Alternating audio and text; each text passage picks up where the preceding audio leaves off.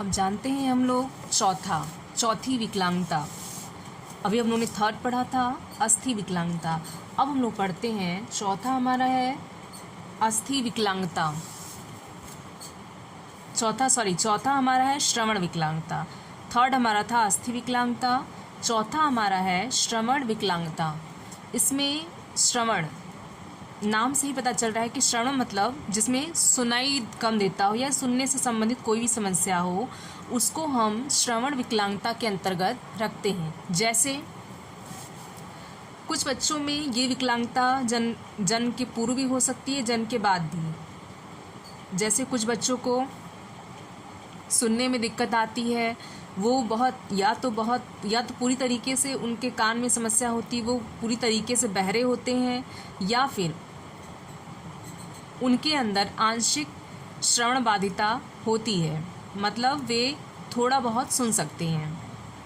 तो अगर किसी भी कक्षा में श्रवण विकलांगता या श्रवण बाधित बच्चा पढ़ता है तो वहाँ के टीचर को ये ध्यान देना चाहिए कि ऐसे बच्चों को क्लासरूम में सबसे आगे की सीट पर बैठाएं और उनको बार बार पूछते रहें कि जो भी चीज़ें हैं वो सुनाई दे रहा है, समझ में आ रहा है कि नहीं आ रहा है।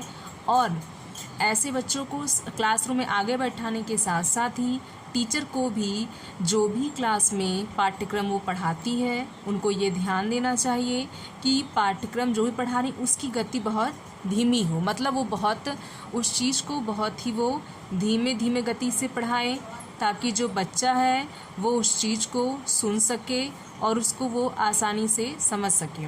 तो इसके लिए ज़रूरी है कि क्लास में जब भी श्रवण विकलांगता से ग्रसित कोई भी बच्चा पढ़ता हो तो उसके लिए अलग से व्यवस्था करनी चाहिए, उसके कान के लिए उपकरण या मशीन की व्यवस्था भी करनी चाहिए। और टीचर को ये समझाना चाहिए बाकी सामान्य बच्चों को कि श्रवण विकलांगता संबंधित जो भी बच्चा है उसके साथ बहुत प्यार से बर्ताव करें, उससे दोस्ती करें, ताकि जो श्रवण विकलांगता से ग्रसित बच्चा है उसको बाकी बच्चों के साथ घुलने मिलने में आसानी हो, वो बाकी बच्चों के साथ दोस्ती कर सके और क्लासरूम में समायोजन कर सके तथा उसके अंदर कोई भी नकारात्मक बातें ना आए। जैसे कि उसके अंदर ये हो सकता है अगर उसे हम बर्ताव ढंग से ना करें तो हो सकता है वो बच्चा तनावग्रस्त रहे और अपने आप को समाज का एक खराब अंग माने। उसको ये लगे कि मेरा कान ठीक नहीं है, मुझे सुनाई नहीं देता, तो मैं क्लास का सबसे बेकार हिस्सा हूँ जिससे ना ही कोई दोस्ती करना पसंद करता है, ना ही कोई बातचीत करना पसंद करता है।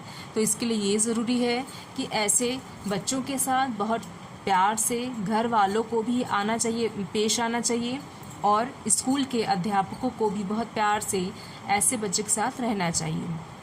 तो अगर श्रवण विकलांगता वाली दिक्कत है बच्चे के साथ तो उन बच्चों का भी समय समय पर डॉक्टर से इलाज करवाना चाहिए ताकि टीचर तथा अभिभावकों को ये पता चलता रहे कि इनके जो ये विकलांगता है इसमें कमी आ रही है या इसमें ये और बढ़ रहा है।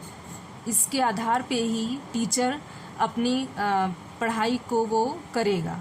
अगर उसको ये पता चल जाएगा कि बच्चे के साथ जो विकलांगता का प्रतिशत है वो उसके अच्छे बर्ताव की वजह से घट रहा है, अब वो धीरे धीरे ठीक हो रहा है, तो वो बच्चे के साथ और प्यार से बात करना शुरू कर देगी और बाकी लोग भी उसके संग अच्छे से बर्ताव करेंगे।